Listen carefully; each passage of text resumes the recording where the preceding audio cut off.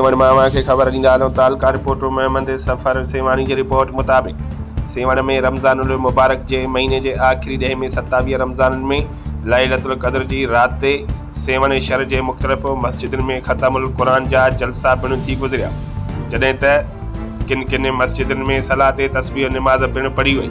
सलात तस्बीह निमाज़ मस्जिद नूर मेमन मौला सेवण में भी पढ़ाई वई, जेका मस्जिद के मुतवली अब्दुल हादी मेमन पढ़ाई। इन सलात तस्बीह निमाज़ में मेमन मौला, भट्टी मौला, सखी पाण सुल्तान मौला के केतरनि मुसलमाननि ने शिरकत करे अल्लाह पाक खे राज़ी करण की कोशिश कई, जॾहिं त अल्लाह के ज़िक्र की महफ़िल पिणु मुनक़िद कई वई। जॾहिं त हिन भलारी रात ते सेवण शहर के तक़रीबन मस्जिदुनि में सलात तस्बीह निमाज़ पढ़ी वई ऐं केतरनि मस्जिदुनि में ख़तमुल क़ुरान जा जलसा पिणु थी गुज़रिया। जॾहिं त साईं मरहूम हाफ़िज़ मोहम्मद सालिह सोलंकी की मस्जिद में हर साल जियां हिन साल भी महफ़िल शबीना मुनक़िद कई वई। सेवण में 27 रमज़ान लैलतुल क़द्र की रात ते मस्जिद काज़ी सिराजुद्दीन नई मोहल्ला सेवण में पिणु सलात तस्बीह निमाज़ अदा कई वई।